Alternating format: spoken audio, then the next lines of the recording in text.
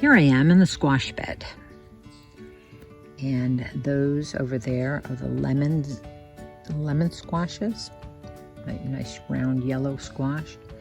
Right in front of me here are the 8-ball zucchini squashes. Wanted to talk a little bit about squash flowers, squash blossoms. And people often eat the edible flowers. They dip them in batter and fry them, eat them up. But anyway, on this particular plant, we have 2 different types of flowers. We have the male flower and the female flower. As you can see right here, the male flowers are those on these long stalks that stick up. Generally, they try and stick up above the leaves. The female flowers, and I don't have any that are actually flowering. You can see this one here. That's a female flower because it has a bulbous end before the flowering part. This is called the ovary. And the pollinators come around and grab the pollen. The pollen will attach to the bees, and the bees will go then from the male flower to the female flower, and if it gets fertilized, that's where the zucchini actually grows. And let's hope that I've got enough pollinators around to do the trick. This one has a couple, at least one female flower. Very, very small, right down there in the center. Nowhere near ready to flower yet, but we've got plenty of male flowers to do the trick if we can only find a couple pollinators. Stay tuned to see what happens.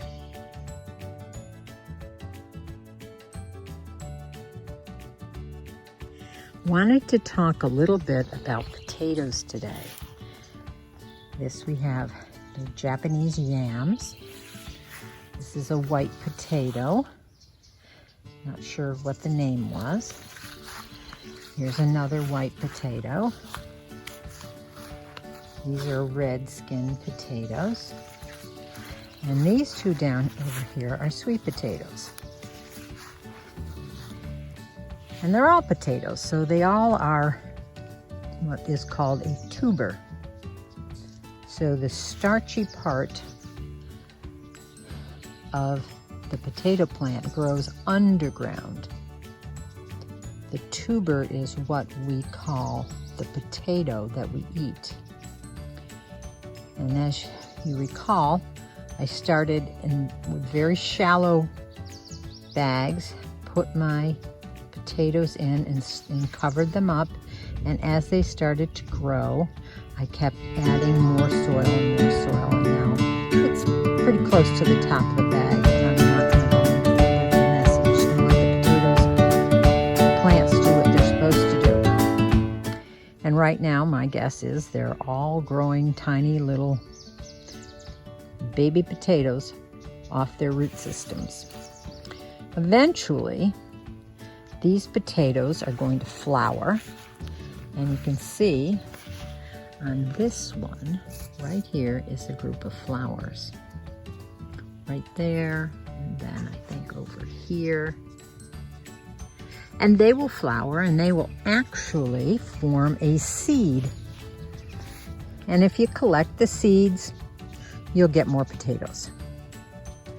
But they probably won't be the same kind of potato that's actually growing right now in this bin. There'll be a hybrid variety, and you don't know exactly what you're going to get with a hybrid variety because it's being pollinated by a different kind of potato.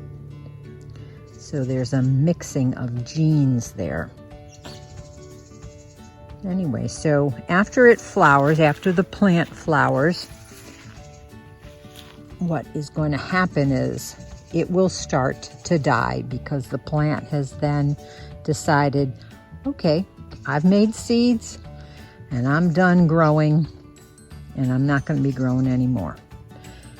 So the foliage will die off, and when it does, that will be when it's time for harvesting. At least that's when definitely the white potatoes and the red potatoes. I've never grown sweet potatoes. And sweet potatoes were not grown by putting a potato in there. They were grown by sprouting a potato and taking the little sprouts, which this was a little sprout here. And oh, there's a couple of those. One there, one there. I think there's another one deep down in here. And those grow, and in the ground at the base of this is where we're going to get more sweet potatoes growing underground, as a tuber does. Okay, so that's just a little anatomy and life growth of a potato. Stay tuned to see what happens. Wanted to make a clarification on last week's tomato session. Now, a lot of people, and it's about the suckers, a lot of people do take off all of those suckers. Remember, they're the little growth that's between the branch that holds the leaves, all like here, and that's a sucker. Well, I am not going to take off all of my suckers. I just took off the lower ones, and I'm just going to let the other ones branch up. Now, if you wanted big, ripe tomatoes, you'd take off all your suckers, so all the energy goes to those tomatoes that are growing on the main stem, like this cluster here.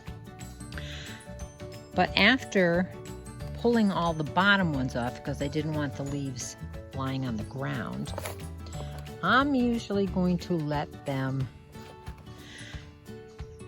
go on up, and I will stake them though, because I don't want them laying on the ground. They are a vine, and they would lay on the ground. They'd get so heavy and they just sprawl all out. But I'm going to, as soon as I start staking them, I'm just going to let them have their suckers and grow, and there will be flowers on those suckers. They'd be like another whole plant. And I'm kind of not going for the biggest and the largest tomato plant, or tomatoes on my plants. I'm going for a higher yield, and the tomatoes will be just fine. They will all taste just like anything else, whether they're on a sucker or not. One thing I didn't even tell you before is that if you take a sucker off and you pop it in water, it will root, and there you have another plant. I did that, and I've got a couple rooting in on my kitchen windowsill. So we'll see how they are. I don't really need any more tomatoes, but we will try that as an experiment, and we'll see how they grow. And if you noticed, here's a little cascade of tiny little tomatoes on this one. Yummy, yummy, yummy. Anybody have any guesses as when I can pick my first tomato from this plant? Put it in the comments. Do you remember a couple weeks ago, and I meant to show this on last week's video, Grammy did the experiment with seeds I collected from some lettuce plants that I let go to seed? Well, you can see that they did germinate. This is one variety called Freckles. Each of the leaves have a little spottedness on them. And then not so much in this little patch. There's a couple right there. And then a few more down here. And through there. So, it was a successful experiment, and I think maybe I'll save some more seeds this year. Look at the cantaloupe. It's getting big. almost ready to tie up. This one looks like it has a few flowers on it. We have a little update on the tomato sucker experiment. Here are suckers that I pulled off of a tomato plant, and if you can see, it's already started rooting in the water. Oh dear, looks like I'm going to have 4 more tomato plants. Anybody can do this. It's not too late to start an additional tomato plant in your garden. These I just pulled off probably about 3 days ago, so it works fine. Give it a try. It's worth it. Hello, master growers.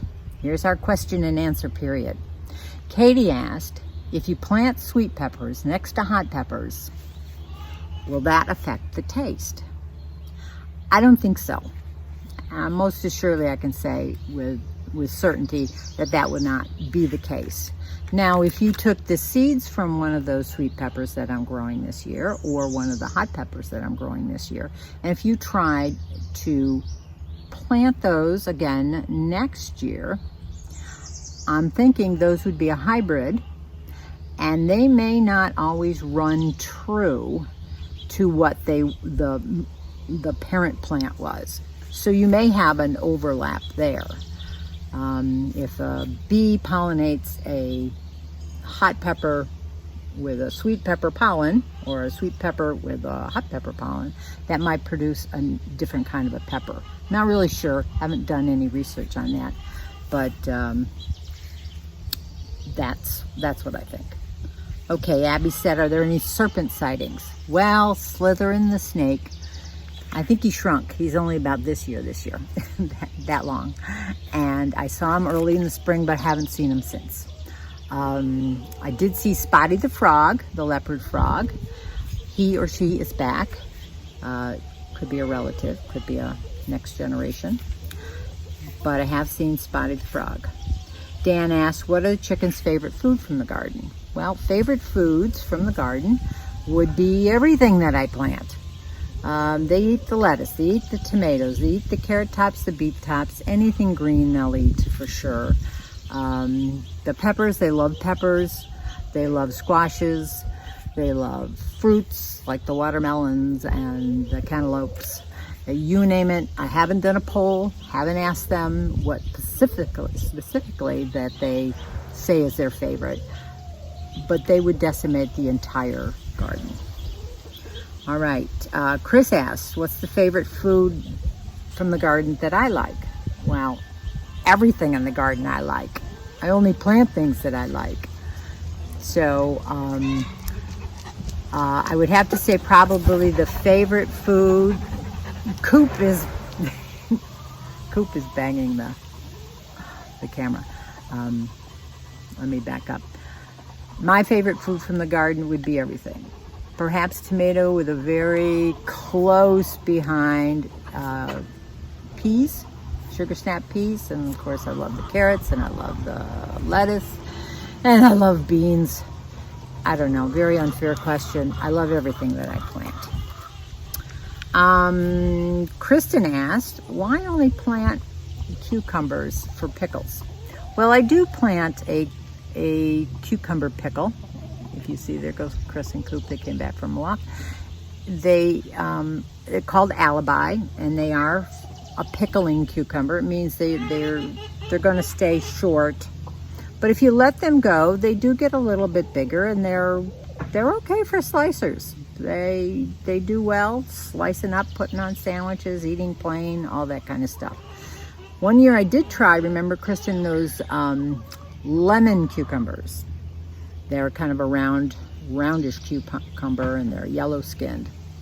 And we got a couple of those. It wasn't such a successful year, but maybe next year I'll throw in some slicing cucumbers and we'll see how that goes. Kristen the Featherstons also asked how much of a garden starts inside and then's transplanted outside. Well, primarily I like to do tomatoes and peppers for sure inside, because they have a long, tough time germinating in the cool soil of spring and summer. And they're very frost tolerant, very cold intolerant, I should say. And also I would think that, oh yes, my leeks and my onions I started inside. Most of the other things, lettuces are great started outside, and even in early spring they do well. They tolerate the colder temperatures. Beets do too, by seed. Anything that's a root vegetable is very hard to transplant if you start inside, because once you mess with that root, you mess with the whole plant. So getting it out of that little pack, and it usually sends that root straight down real fast. Melons and things like that. Sometimes cucumbers you can start inside. I did start a few of the cucumbers inside, but you can't tell the difference now which cucumbers I started inside and which ones I put by seed outside. The cantaloupe I did start inside just because last year I had a difficulty with chipmunks or something just biting off the tender little leaves that first come out. All squashes outside, seeds in the ground, they do much better than they do with transplants. If you start them inside, they start sprawling all over the place and they just take up too much room, and they're just fine outside. I'm trying to think what else I have in the garden. Beans, outside for sure. Although they are a warm weather plant, you have to wait till the soil probably gets at least 65 degrees or something, because they won't germinate if the soil isn't warm enough. So I hope that answers your question. Now, keep your questions coming for next week. I want to say that I picked the winner for this week's question of the week, and the winner is